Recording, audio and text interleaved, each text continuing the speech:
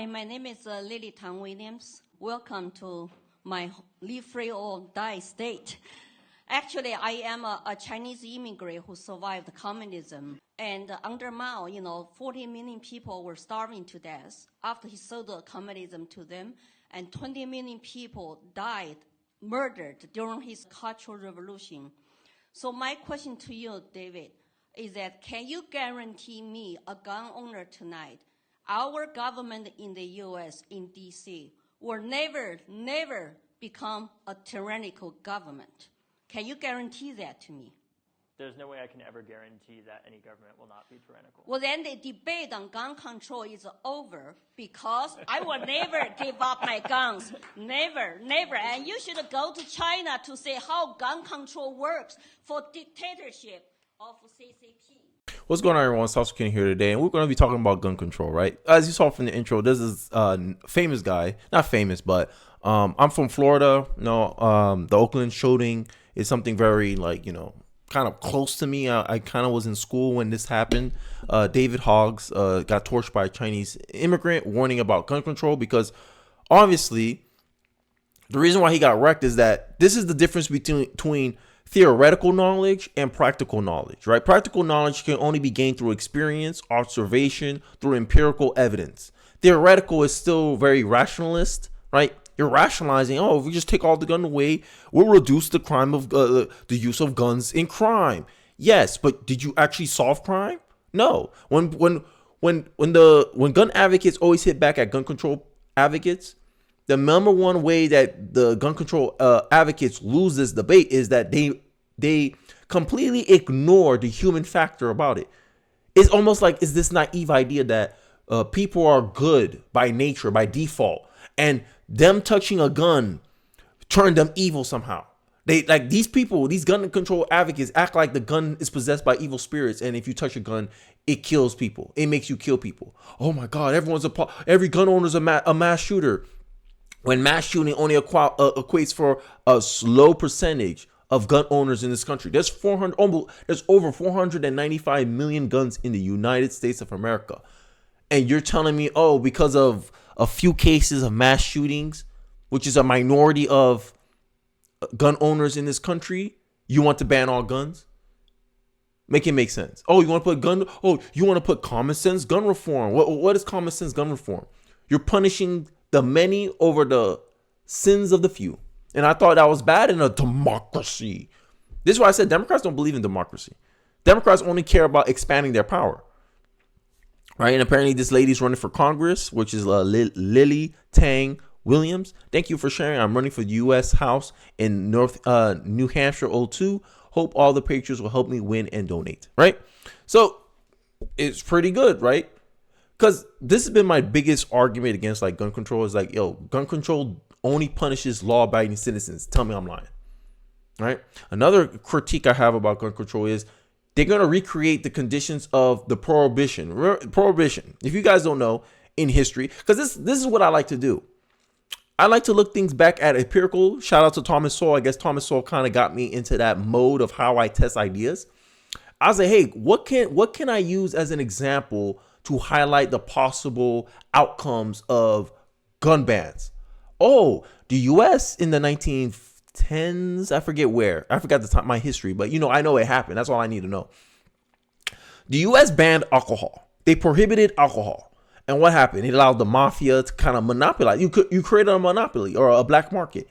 And you allow these gangs, these organized organizations these nefarious organizations such as the mafia, gain power by leveraging the fact that, hey, we sell alcohol to you under the table, and you allow them to gain massive wealth under those circumstances. What are you going to think is going to happen if you ban the guns? I'll wait. And the funny part is these gun control advocates love to compare us to Europe when Europe has a smaller population.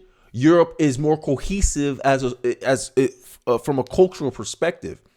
You could do gun bans like that. But in a multi-ethnic republic, in a multicultural nation, you can't do a one-size-fit-all solution. You can't. One-size-fit-all solutions only work with smaller countries like those in Europe. More homogenous countries like Europe. Europe is overwhelmingly white. Right now, they're getting some immigrants now, but for the most part, a lot of these places like Australia, all right, the UK was able to do it, but they did it long time before immigrants started coming in. And there's this, the UK has its own bits of problems, right? They like to brag about how, we only got like 10 people that died of guns, while the US, their numbers are skyrocketed. And my comeback as an American to that debate with these British people, as I look at them, I say, how's your crime rates going? How's your theft going? I say, you deal with a way more amount of theft than we do. Why is that? Because criminals have limited fears about what they will experience by a law-abiding citizen. While here in America, if you're a little Briton, like these guys that's going into people's houses, you think. That's my number one example when British people from the UK try to tell us to, you Americans got gun problems. You got a theft problem. You got home invasion problems. You got big government problems. You got people getting arrested because they said something online on social media. You got kids. You got pranksters, so-called pranksters, walking into people's houses. If a so-called prankster walked in a house in Florida, Texas, he may not walk out alive. I'm just saying. A lot of this bad behavior is kind of checked by insinuation like, in America, you don't walk into random people's houses because if you're perceived as a threat, if you invade someone's houses, because that's breaking and entering at this point, uninvited, you could get killed. And that consequence is naturally propelled or restrict people from doing these kind of antics in the US. US have lower crime rates than the UK. The UK solution always seems to be ban the stuff that's working, ban the stuff that's doing it. We banned guns. Oh, look, gun deaths went away. But then look at all the knives that came out. Knife crime? Anyone? I know I'm speaking to someone from Britain. I know they hear me. Madness. Like it's like people would make anything else the problem, but accepting the reality that it's people making a person making a decision to do an action, regardless of their reasoning, regardless of their motives. That's what it is. And you cannot blame a tool for that. Period. I can't blame a sword when someone cuts the man down. You blame the person for using the sword and you hold him accountable for that. And in every case of mass shooting, this is what David Hoggs don't seem to understand. In every case of mass shooting, it took someone else with equal force to stop him. And all he's gonna do if he bans gun control, because who's gonna follow gun? Let's be real here. And this is going back to my point about prohibition. You think a prohibition won't happen if you ban all the guns in the United States? Let's play your game, David Hoggs. We ban all the guns. What's gonna happen? All the criminals are gonna have the guns.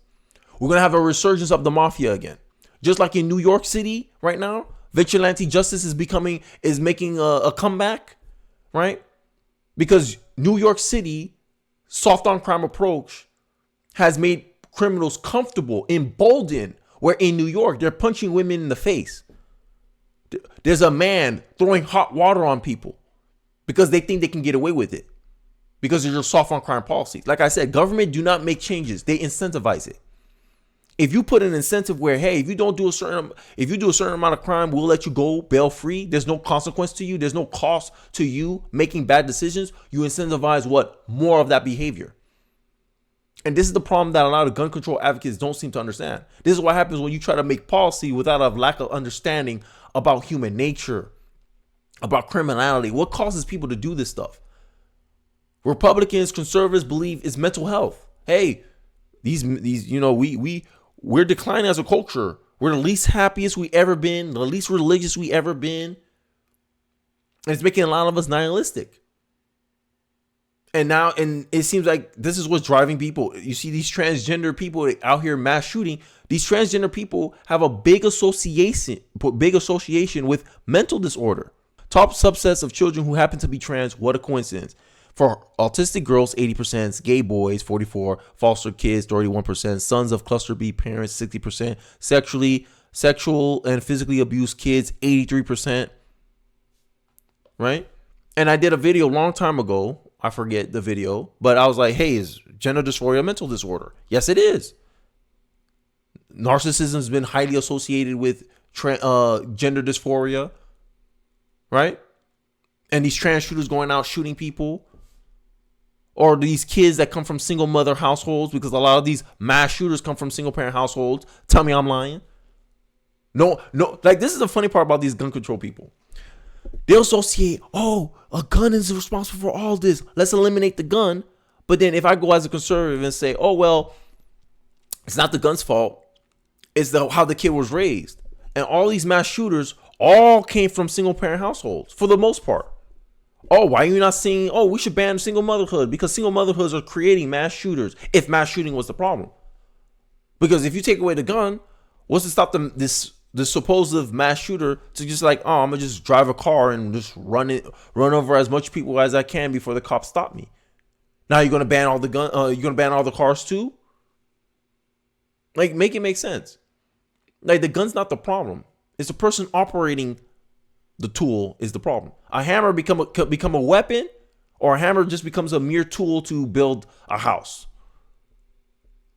Like, this is the naivety that I speak about. I talk about gun control. It's not going to do anything. All it's going to do is create more problems. And it seems like people who can't think in the long term they're pushing using emotional arguments, which I think is bad.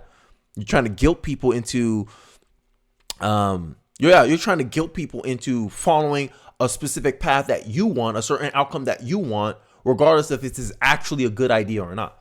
And it's not a good idea. I don't think so. Because only law-abiding people will follow the gun ban. Criminals will still have their guns. Criminals will still have their black market way of achieving the gun. You'll give more people law-abiding, because in the day, when law-abiding citizens get terrorized by crime, what's going to happen? Vigilante justice, as you saw in New York. Because gun control gives more leverage to non-law abiding citizens. And a citizen, like, imagine you create a law where the citizens feel like they have to break it to protect themselves. Chicago will get a lot more worse if you do a national gun ban.